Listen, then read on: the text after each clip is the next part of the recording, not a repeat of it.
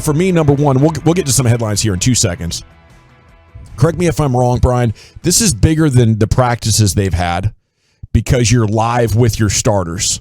And it's probably bigger than any preseason game that they'll play as far as an accurate barometer. Yeah, it's the install practices are really important. Those are the first 8 to 10 practices you have in camp.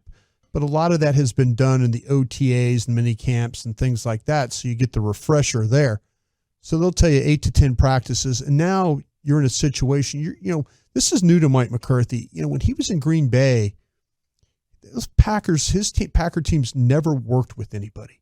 They're just kind of up there, up there at the Nitsky Fields, and just did their work and never ever wanted to go work against anybody else. No, teams probably called and said, "Hey," but Mike's even talking about that. So this is all new to him.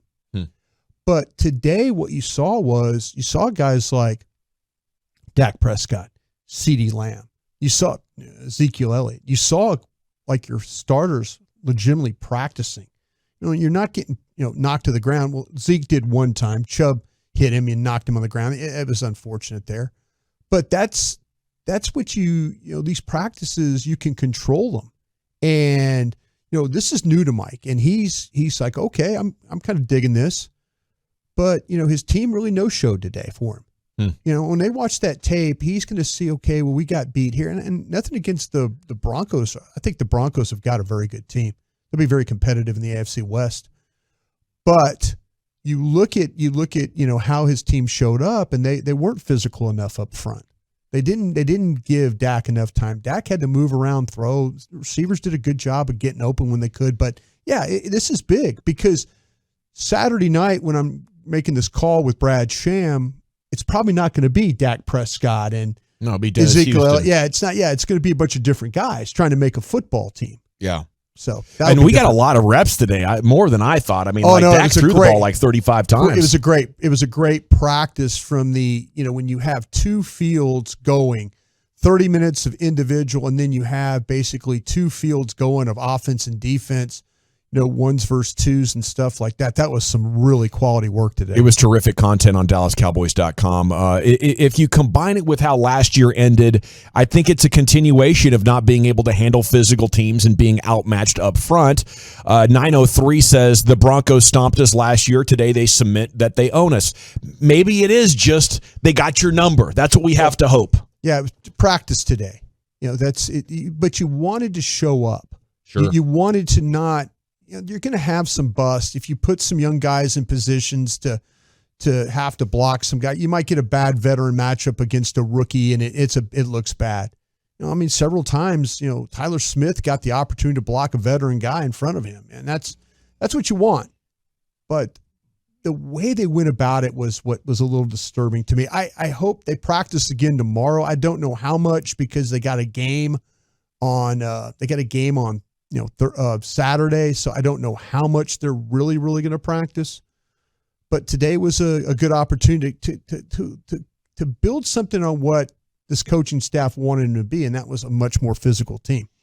Still hopeful for my Cowboys, says the 903. 214 is Gavin bipolar. You're going to have to explain yourself there, 214. I've been saying all off season this is not going to be that good of a football team, and now I feel like we're starting to see it play out. Today was step one of that playing out. Quick question, guys. When will the Cowboys game be aired on the Odyssey app Saturday? I don't know. Do we play that on the Odyssey app? That's news to me. I don't think we can stream that. I don't think so. It has to be on 105.3 The Fan. Yeah, I don't think so. No. General Tom wouldn't be a Cowboy. He couldn't have a number 12. Oh, good point. 254. Yeah, we were having a little fun with a hypothetical last segment. 469. The season ends, and we can't wait for the next season to start. When it finally gets here, all you guys want to do is talk negatively. No, not necessarily. When Dak threw the ball well today. And I think you get so frustrated when I'm doing journalism about your football team. When they're playing well, I talk about them positively. I talk about, I think this team could win a Super Bowl. It's just like you can't handle the truth, so you got to reach for something that doesn't exist as your explanation. This station is not negative all the time, okay? What this station is frustrated like a lot of fans that this team hasn't done more stuff to win at the highest level. And when we see a continuation, we point it out, at least I do. And when I see homerism shielding the Joneses from reality because you guys want to line up with all your money and just give it to the Joneses. They lost 3 of their 10 best players. They just got their butts whooped by Denver, and you're calling me a negative Nancy? Sir, I'm just trying to do journalism over here, okay?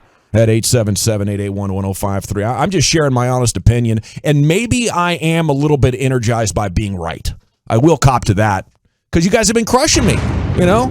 You guys, oh, General, you're a hater. How dare you go watch practice and think they're not going to be very good? Well, you just saw it today. Denver, okay? Now, Denver might end up being peacocking right now? This is you peacocking? Yeah, I'm strutting. Well, yeah, I see you, look. You see me, bro. You see me on the video? Yeah. Yeah, I think that might be more chickening. It looks foghorn-leggish, but I get it, you know. Yeah. You know, your head's got a bob right as your wings go back. Yeah. I have a pigeon, a little bit of a pigeon. Big bad Leroy Brown in here.